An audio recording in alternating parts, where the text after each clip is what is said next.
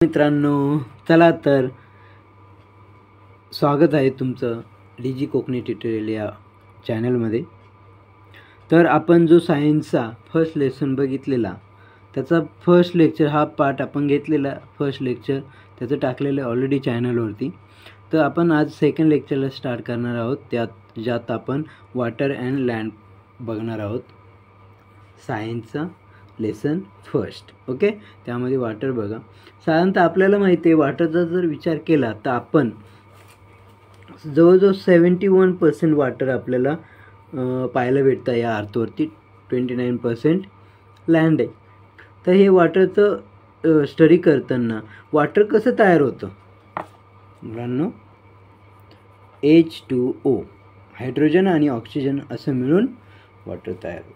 आपल्याला माहिती आहे हायड्रोजन हा काय आहे, गॅस आहे।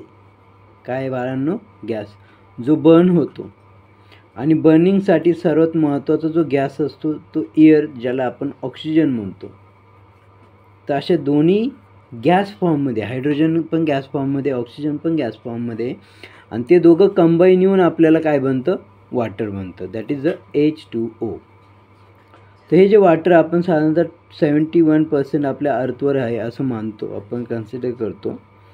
तर त्यामध्ये ते जे वॉटर असतं ते वॉटर किती भागामध्ये डिवाईड केलं जातं किंवा किती भाग म्हणजे आपण त्या वॉटर जे 71% वॉटर आहे ते पूर्णपणे पिण्यायोग्य आहे का, म्हणजे ड्रिंकिंग वॉटर म्हणू शकतो का आपण त्याला, तर नाही बाळांनो। Ground water, ice and water हे त्याचे अदर फॉर्म आहे।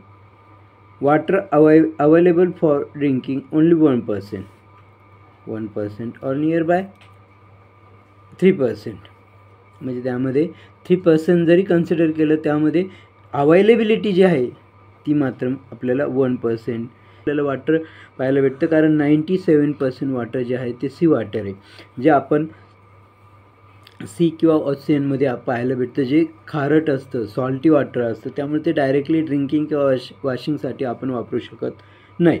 मग राहिलं रिमेनिंग जे 3% which is not salty, but it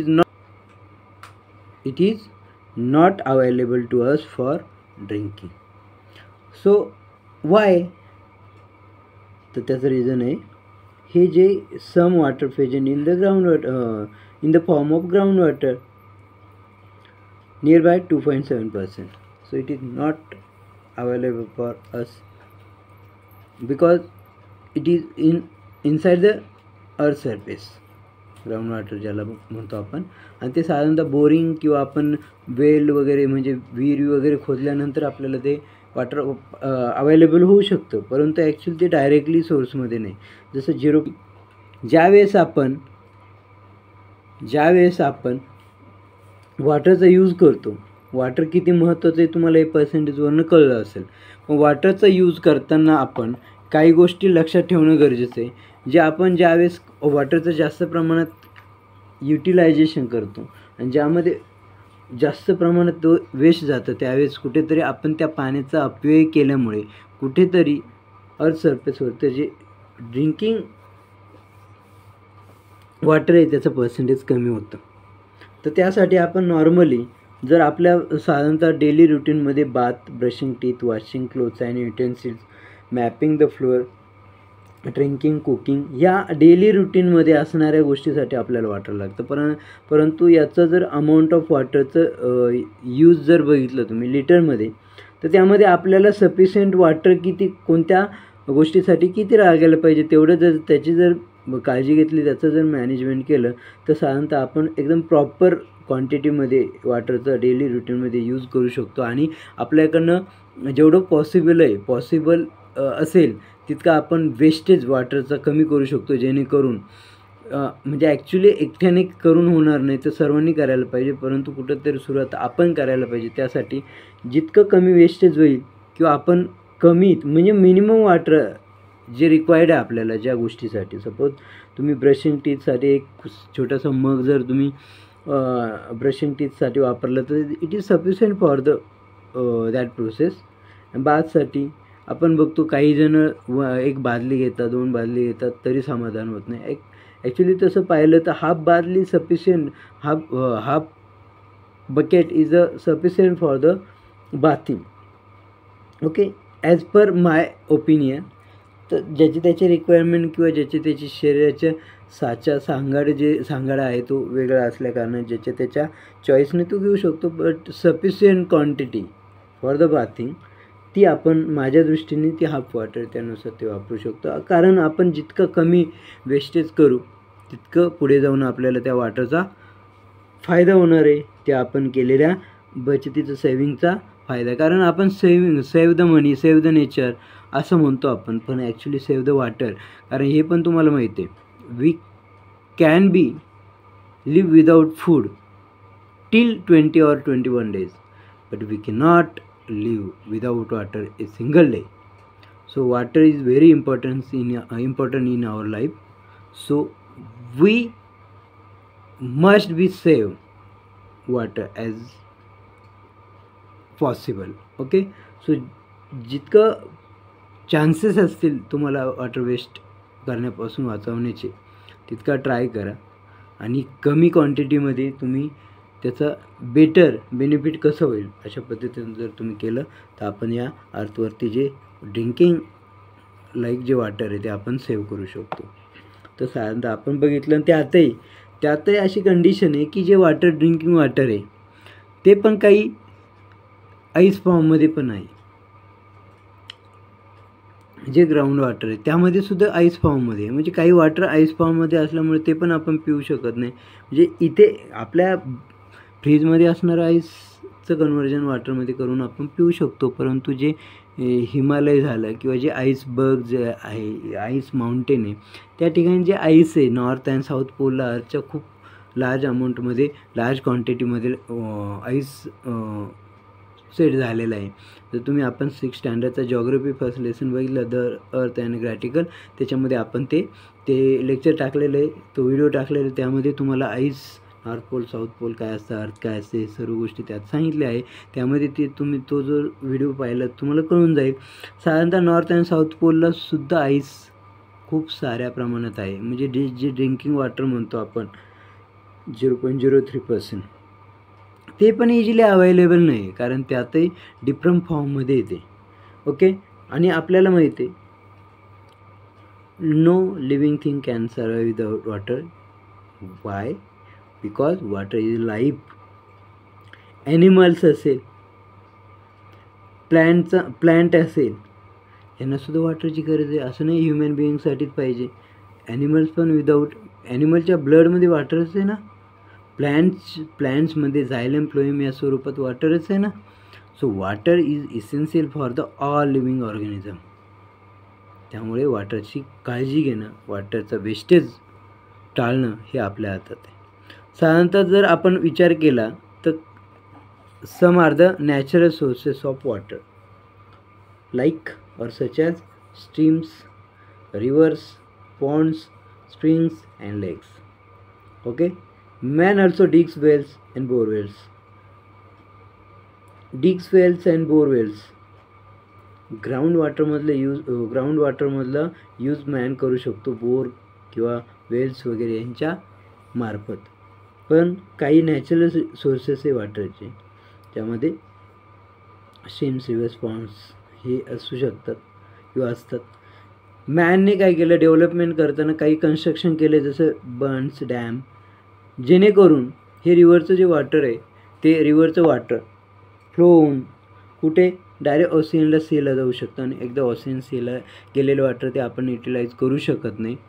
त्यामुळे ते वॉटर ते तिथं जाण्यापासून रोखण्यासाठी आपल्याला डॅमचं आणि बंडचं कन्स्ट्रक्शन करावं लागतं, जेणेकरून ते वॉटर आपण तिकडे जाण्यापासून रोखू शकतो. आणि त्या वॉटरचं युटिलायझेशन करून, ठीक आहे, इंडस्ट्रीजमुळे पोल्युशन होत असेल, इंडस्ट्रीसाठी जास्त वॉटर वापरलं जात असल्या कारणाने दुसऱ्या गोष्टीसाठी ॲग्रिकल्चरसाठी किंवा डोमेस्टिक पर्पजसाठी वॉटरचं शॉर्टेज पडू शकतो. But development is very important for the any country. कारण आपल्या सिटीजनला जर फॅसिलिटी द्यायची आहे, त्यानंतर आपल्या देशाची कंट्रीची ग्रोथ करायची असेल, डेव्हलप करायची असेल तर इंडस्ट्रीशिवाय पर्याय नाही. इंडस्ट्री पण पाहिजे ना, तरच डेव्हलप होईल. आपला इंडिया आज डेव्हलपमेंट आहे, म्हणजे अंडर डेव्हलप्ड, म्हणजे अजून डेव्हलप डेव्हलपमेंटकडे गेलेलं नाही. सो याच्यासाठी आपल्याला काय करावं लागेल, डेव्हलपमेंट करावं लागेल. त्यासाठी आपल्याला कंपनी एस्टॅब्लिश करावं लागेल, इंडस्ट्रीज एस्टॅब्लिश करावं लागेल. त्यासाठी वॉटर लागते, इलेक्ट्रिसिटी लागते आणि वॉटरचा यूज हायड्रो इलेक्ट्रिक प्लांटसाठी सुद्धा केला जातो. त्यामुळे डॅमचा वापर करून आपण इंडस्ट्रीज किंवा हायड्रो इलेक्ट्रिक प्लांट्स टाकून आपण इलेक्ट्रिसिटीसुद्धा प्रोड्यूस करू शकतो, जी रिन्युएबल एनर्जी आहे. म्हणजे परत वॉटरचा वापर करून आपण त्यापासून इलेक्ट्रिसिटी जनरेट करू शकतो. ओके. आणि त्यात आपलं जे इंडिया आहे, इंडियाचं पॉप्युलेशन डे बाय डे वाढत चाललं आहे, इयर बाय इयर वाढत चाललं आहे. त्यामुळे वॉटरचा यूज पण वाढत चालला आहे आणि अनकंट्रोल यूज आहे. कारण प्रत्येकाची थेरी अलग आहे, प्रत्येकाची मेंटॅलिटी अलग आहे, प्रत्येकाचा यूज अलग आहे, वेगवेगळा असल्या कारणाने कोण किती पाणी वेस्ट करतं किंवा वापरतं ते पण मॅटर करतं. त्यानंतर इंडस्ट्रीज वाढत आहे डेव्हलपमेंटमुळे, त्यामुळे त्याच्यासाठी वॉटर लागते, फार्मिंगसाठी वॉटर लागते. असे खूप साऱ्या थिंग्स आहे ज्याच्यासाठी वॉटर लागतं. आणि त्यामुळे आपल्याला वॉटर स्कार्सिटी ह्या प्रकारच्या प्रॉब्लेमला सामोरं जावं लागू शकतं. What is the scarcity? The shortage of water. वॉटरचा ज्यावेळेस शॉर्टेज येतो त्याला स्कार्सिटी म्हणतो. मग आपण जसं आपल्याला वॉटर लागतं तसं अदर लिव्हिंग थिंग्सला पण वॉटर लागतं का, आवडतं का? Do other living things use water like we do? जसं आपण वापरतो तसं अदर थिंग्स पण वापरतात का? यस. आणि अर्थवर ही वॉटर सायकल तयार. वॉटर सायकल म्हणजे ॲक्च्युली काय होतं की वॉटरचं काय होतं, इव्हॉपरेशन. ओके. इव्हॉपरेशन झाल्यानंतर त्याच्यापासून क्लाउड तयार होता आणि क्लाउडपासून रेन, आणि परत हे रिव्हर्स वगैरे तयार होऊन परत इथं या भागात जातं. म्हणजे वॉटर इव्हॉपरेट होऊन क्लाउड तयार होऊन परत रेन तयार होऊन रेनफॉल झाल्यानंतर ते वॉटर परत त्याच ठिकाणी जातं. अशा प्रकारे सायकल जी असते त्याला म्हणतो आपण वॉटर सायकल. Okay friends. तर या पद्धतीनं आपण वॉटरचा यूज, वॉटरची अवेलेबिलिटी, वॉटरचं वेस्टेज, वॉटरचं शॉर्टेजमुळे काय होऊ शकते, या सर्व गोष्टी आपण याच्यात स्टडी केल्या आहे. ओके. तर चला नेक्स्ट राहिले कन्सेप्ट लँड. आपल्याला माहिती आहे what is the land made of. What do you see on land? What has man created on land? Is land flat everywhere? No. Does man produce soil or land? No. What has man created on land for farming or living? म्हणजे राहण्यासाठी किंवा शेती करण्यासाठी वापरतो ना. What do you see on land? There is so many industries, peoples, animals, trees, jungle, then there are several things present on the land. What is the land made of? Okay. Yeah, question answer. If a deep pit is dug in the ground, what do you find there? There is some insect on that dug. Okay. So या पद्धतीने आपण लँडवर कोणकोणत्या गोष्टी घडतात त्या बघतो. Land कोणत्या फॉर्ममध्ये तयार होतो किंवा कोणत्या फॉर्ममध्ये प्रेझेंट असतो? Stones, soil, big rocks. सर्वीकडे फ्लॅट आहे का? No. Okay. It is hilly in some places and flat in others. All terrestrial animals including man live on the land. Animals पण राहतात आणि आपण पण राहतो. Some terrestrial dig burrows in the ground for shelter. These mean that they use land for fulfilling their need. Actually लँडचा आपण पुरेपूर वापर का करतो? आपल्या काही गोष्टी, आपल्या ज्या नीड्स आहेत त्यांना फुलफिल करण्यासाठी. We also use land for the farming. शेती करू शकतो. बिल्डिंग हाऊसेस, घरं बांधण्यासाठी वापरू शकतो. रोड बांधण्यासाठी वापरू शकतो. We make use of plants and animals. Plants आणि ॲनिमल्स जे फॉरेस्टमध्ये असतात त्यांचा वापर करण्यासाठी किंवा त्यांची ग्रोथ करण्यासाठी लँडचा वापर करतो. प्लांट्स, ॲनिमल्स पण लँडवर राहतात आणि प्लांट्स पण लँडवर ग्रो होतात म्हणून. The minerals, crude oil, natural gas या सर्व गोष्टी आपल्याला अर्थमधूनच भेटतात, म्हणजे लँडमधूनच भेटतात, ज्या खूप इम्पॉर्टंट असतात एका कंट्रीसाठी किंवा एखाद्या कंट्रीला डेव्हलप होण्यासाठी. या गोष्टी खूप मॅटर करतात. त्यानुसार हा जो लँड आहे हे इम्पॉर्टंट रिसोर्स आहे. कुणाचे? खूप साऱ्या थिंग्स, सेव्हरल थिंग्स आहे. काय आहे ते? एक इम्पॉर्टंट रिसोर्स. ओके. सो साधारणतः एक डायग्राम दिलेली या ठिकाणी बघा. तर यामध्ये जर पाहिलं तर लँडचे खूप सारे प्रकार लँडमध्ये आपल्याला व्हेरिएशन पाहायला भेटतं, ज्यामध्ये बघा ड्राय लिव्ज असेल, सॉईल असेल, सँड असेल, स्मॉल स्टोन्स असेल, बिग स्टोन्स असेल. सो लँडमध्ये आपल्याला डिफरंट लेअर पाहायला भेटतं, different things, different area, different टाईपची लँड आपल्याला पाहायला भेटते. जर एखादी लँड मॅच्युअर झाली असेल तर ती टॉपमोस्टला असते, ज्यामध्ये प्लांट्स आणि ॲनिमलचं डिकम्पोजिशन होतं आणि ती सॉईल त्या सॉईलची फर्टाईल असते आणि फर्टिलिटीमुळे त्या ठिकाणी क्रॉप्स छान प्रकारे येऊ शकतात. आणि हे जे प्लांट्स आणि ॲनिमल्स ज्या सॉईलमध्ये डिकम्पोज झालं असतं त्यालाच आपण म्हणतो ह्युमस. काय म्हणतो बाळांनो? ह्युमस. ज्या ठिकाणी डेन्स फॉरेस्ट असतं म्हणजे घनदाट जंगल म्हणतो आपण, त्या ठिकाणी आपल्याला या प्रकारच्या ह्युमस टाईप सॉईल पाहायला भेटते. परंतु ज्या ठिकाणी सँड असेल, सँड सॉईल असेल, स्मॉल स्टोन्स असेल, वर्म्स असेल, इन्सेक्ट असेल, soil and pieces of bedrock are found below this layer of land. म्हणजे ही जी soil and pieces of bedrock ते या सॉईलच्या खाली पाहायला भेटतं, ज्याला जी सॉईल असते ती इमॅच्युअर असते, म्हणजे तिची जशी पाहिजे तशी मॅच्युरिटी झालेली नसल्यामुळे त्यामध्ये फर्टिलिटी कमी असते आणि त्यामुळे क्रॉप ग्रो होण्याचे चान्सेस कमी राहतात. आणि त्यानंतर खाली जसं जसं आपण जातो तसं रॉक्स वाढतात, म्हणजे मोठे मोठे रॉक्स वाढतात आणि खाली खूप खडक म्हणतो ना आपण, त्या टाईपचे आपल्याला पाहायला भेटतात, ज्याला बेड रॉक पण म्हणतो, त्या टाईपचं असतं. ही जे सॉईल फॉर्मेशन आहे, ही सॉईल फॉर्मेशन कशी होते किंवा सॉईल फॉर्मेशन कसं तयार होतं, तर साधारणतः जर तुम्ही सॉईलचा विचार केला तर सॉईलचं फॉर्मेशन साधारणतः 1000 इयर्ससाठी 2.5 सेंटीमीटर थिक लेअर इतकी सॉईल मॅच्युअर होऊ शकते. 1000 इयर्समध्ये विचार करा सॉईल तयार होण्यासाठी किती वर्ष लागतात. साधारणतः ह्युमन बिईंगची जर 100 इयरची 1 पिढी 1 जनरेशन जर पकडलं तर there are 10 generation equal to the 1000 year. जे 2.5 सेंटीमीटर म्हणजे 2.5 सेंटीमीटर सॉईलचा लेअर तयार होण्यासाठी 1000 इयर्स लागतात. तर किती स्लो प्रोसेस आहे.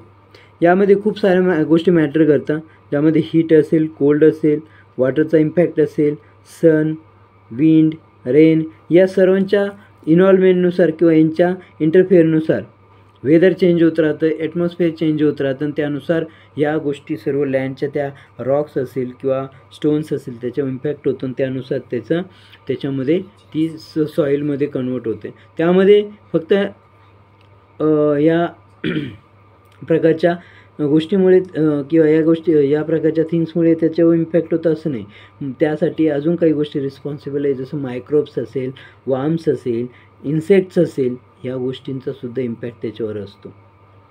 मग त्यामध्ये रोडेंट्स लाईक माईस, रॅट्स हे सुद्धा आपल्याला त्या ठिकाणी पाहायला भेटतं.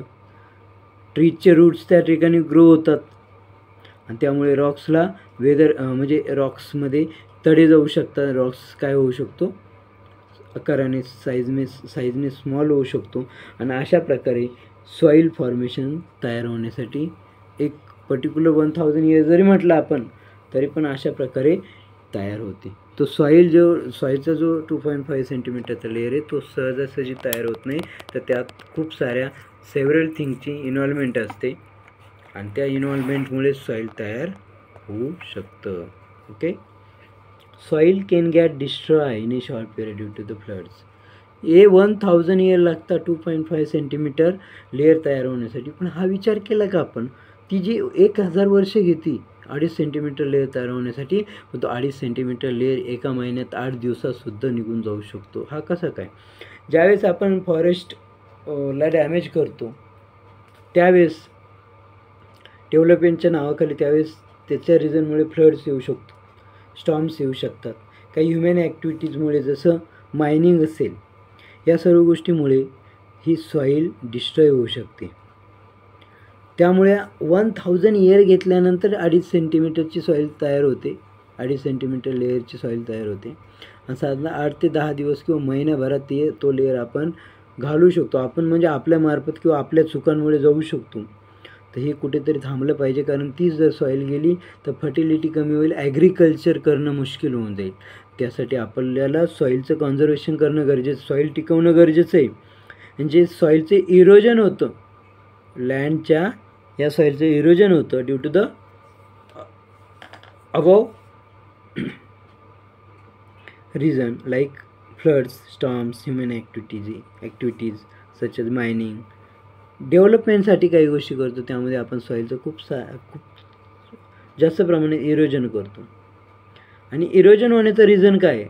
जे लँडवर ग्रास पाहिजे, ट्रीज पाहिजे, बशेस पाहिजे, ते आज राहिलेच नाही.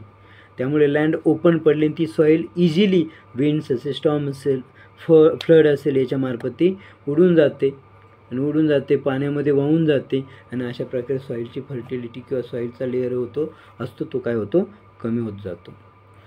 साधारणतः आपल्या जर सराउंडिंगला पाहिलं आपण, गार्डन असेल, ओन यार्ड असेल, हिल्स असेल, रिव्हर बँक्स असेल, फील्ड्स असेल, रॉकी ग्राउंड असेल, ह्यामध्ये सुद्धा आपल्याला खूप सारे वेगवेगळे प्लेसेस दिसतात ज्या ठिकाणी आपल्याला हे सॉईलचे वेगवेगळ्या प्रकारचे सॉईल आपल्याला या ठिकाणी पाहायला भेटते. हा जो ह्युमस पार्ट आहे हा खूप इम्पॉर्टंट आहे फार्मिंगसाठी, कारण जे डेड प्लांट्स किंवा डेड ॲनिमल्स असतात ज्यामध्ये ज्यांना मायक्रोब्स असेल ते डिकम्पोज करतात, त्यामुळे त्यातले जे न्यूट्रियन्स आहेत ते सॉईलमध्ये जातात, सॉईलची फर्टिलिटी वाढते. फर्टिलिटी वाढल्यामुळे त्यांच्याकडे अजून एक एक्स्ट्रा क्वालिटी येते, ती म्हणजे ही जी फर्टाईल सॉईल जी आहे ना, ही 33 to 50% इतक्या अमाऊंटमध्ये यामध्ये ह्युमस असतं आणि ते ह्युमस कोणत्या फार्मिंगसाठी एकदम बेस्ट असतं. तर साधारणतः फॉरेस्टचा जर विचार केला तर लँडवर फॉरेस्ट असणं योग्यच आहे, चांगलं आहे, सर्वांसाठी, नेचरसाठी चांगलं आहे आणि ह्युमनसाठी किंवा लिव्हिंग थिंग्ससाठी सुद्धा चांगलं आहे. परंतु आपण जर विचार केला तर फॉसाईल फ्युएल्स कसे तयार झाले? या प्लॅन्ट्समुळेच, ॲनिमल्समुळेच. हे ज्यावेळेस हजारो वर्षापूर्वी जे डिकम्पोज झालं यांचं, त्या ठिकाणी हे फ्युएल्स आपल्याला पाहायला भेटले, ज्यामध्ये पेट्रोल असेल, डिझेल असेल, केरोसिन असेल, पॅराफिन असेल, अदर युजफुल मटेरियल असेल, जसं स्टार असेल, वॅक्स असेल, आणि हे सर्व फॉसाईल फ्युएल जे आहे त्याला आपण क्रूड ऑइल म्हणतो. हे क्रूड ऑइल कोणत्याही देशाचे डेव्हलपमेंटसाठी किंवा इकॉनॉमिकली ग्रोथसाठी खूप इम्पॉर्टंट असतं. त्यामुळे हे क्रूड ऑइल जितकं जास्त प्रमाणात असेल तो देश, ती कंट्री तितकी समृद्ध असते, वेल इकॉनॉमिकल क्वालिटी असते किंवा वेल इकॉनॉमिकल डेव्हलपमेंट किंवा ग्रोथ त्या देशाची होत राहते. त्यामुळे जर विचार केला आपण, 71% वॉटर आहे या अर्थवर आणि 29% लँड आहे, पण actually potable water, fresh water 0.3% only, आणि एअरमध्ये ऑक्सिजन 21% आहे. या 3 गोष्टी आपल्याला खूप महत्त्वाच्या आहे, कारण लिव्हिंग थिंग्सला 3 गोष्टी लागतात, land, water and air. So there is a 29% land, there is a 0.3% fresh water for the drinking or washing or other important use of water, and there is a 21% oxygen present in atmosphere which is required for the humans or animals respiration, and also it is used for the plants. Okay, so या 3 गोष्टी आपल्याला एक basic need म्हणू शकतो आपण, त्या प्रकारची need आहे आपल्याला. या 3 गोष्टी असेल तर ह्युमन बिईंग्सला जगायला एक सोपं होऊन जाईल. तर साधारणतः जर तुम्ही पाहिलं तर आपण या लेसनमध्ये कोणकोणत्या गोष्टी इम्पॉर्टंट बघितल्या की जे आपल्याला कळायला पाहिजे, समजायला पाहिजे. तर त्यामध्ये बघा, elements available in the nature, जे आपले एलिमेंट जे आपले बेसिक नीड पूर्ण करणार आहे आपण, म्हणजे लिव्हिंग थिंग्स, त्याला नॅचरल रिसोर्सेस म्हणतो. 3 important natural resources in our life और present on the earth, that is air, water and land. Soil has both biotic and abiotic constituents, म्हणजे सॉईलमध्ये बायोटिक कन्स्टिट्युएंट पण आहे आणि अबायोटिक. आता बायोटिक म्हणजे काय? ज्याची ग्रोथ होते त्याला लिव्हिंग थिंग्स म्हणतो. अबायोटिक म्हणजे नॉन लिव्हिंग थिंग्स. बायोटिक म्हणजे ॲनिमल्स असेल, इन्सेक्ट असेल, प्लांट असेल, ह्युमन असेल, आणि अबायोटिक म्हणजे सॉईल असेल, सॉईल म्हणजे स्टोन असेल, वॉटर असेल, हे अबायोटिक. तर या सॉईलमध्ये दोन्ही प्रकारचे कन्स्टिट्युएंट आपल्याला पाहायला भेटतात. त्यानंतर ॲटमॉस्फिअरमध्ये खूप सारे गॅसेस आहे, एअरमध्ये खूप सारे कन्स्टिट्युएंट्स आहे, ज्यामध्ये नायट्रोजन असेल, ऑक्सिजन असेल, कार्बन डायऑक्साईड असेल, इनर्ट गॅसेस असेल, वॉटर वेपर असेल आणि डस्ट पार्टिकल्स असेल. अजून एक क्लिअर इम्पॉर्टंट जो आपल्या लाईफला, लिव्हिंग थिंग्सला प्रोटेक्ट करतो या सनलाईटपासून, that is the ozone layer. आणि natural resources should be use carefully and sparingly, because if there is a end, if there is a